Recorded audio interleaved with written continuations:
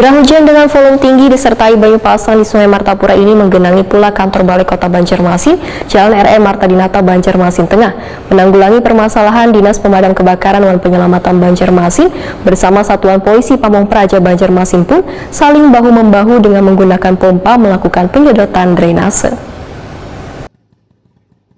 Curah hujan dengan volume tinggi disertai banyu pasang di Sungai Martapura kada hanya menggenangi ruas jalan wan pemukiman warga, namun mengenai pula kantor Balai Kota Banjarmasin Jalan RE Marta Dinata, Banjarmasin Tengah, besokan Senin 4 Juli 2022. Menanggulangi permasalahan ini, Dinas Pemadam Kebakaran dan Penyelamatan Banjarmasin bersama Satuan Polisi Pamong Praja Banjarmasin pun saling bahu-membahu dengan menggunakan pompa melakukan penyedotan drainase.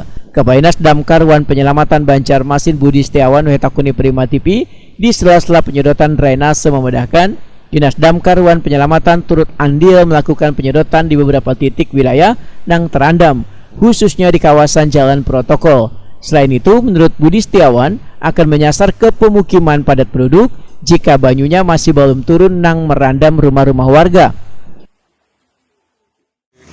Tadi ada Kepala BPBD Pak Raji koordinasi dengan kita. Kemungkinan di jam 12 ini kan ada pasang pasang muka air. Nah, kemungkinan besar kita sudah standby-kan untuk penyedotan di wilayah Lambung Mangkurat. Yang saat ini menyedot melakukan penyedotan di Pemko dan rencananya di kantor DPRD. Satu mesin kita rencana kirim ke kantor DPRD.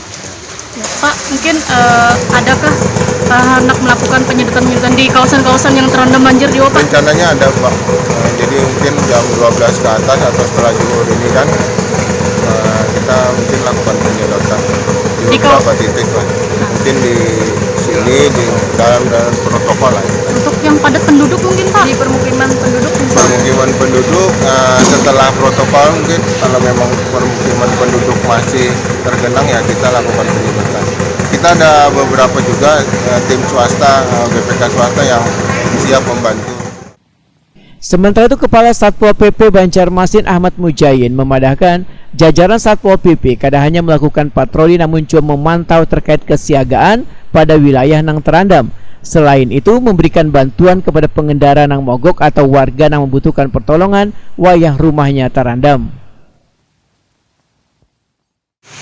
Ya, pada prinsipnya tadi sudah kita beritahu juga kepada anggota terkait dengan kesiagaan utamanya banjir, memang ada kondisi banjir.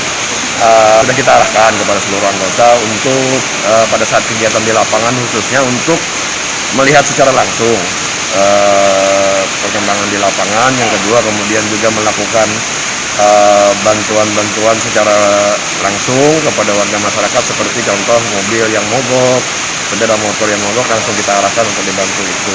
Termasuk juga perkembangan terakhir, informasi ada beberapa tadi 1-2 rumah yang mungkin ada yang mengalami kerusakan. Juga kita antisipasi hal tersebut. Nah, kemudian kami menunggu juga perkembangan lebih lanjut nanti dari Satuan Badan Penanggulangan Bencana, termasuk juga arahan dari Damkar. Kalaupun secara keseluruhan nanti Satuan Polisi Pamong Praja diminta secara khusus untuk melakukan penanganan akibat banjir ini, kita senantiasa siap 24 jam.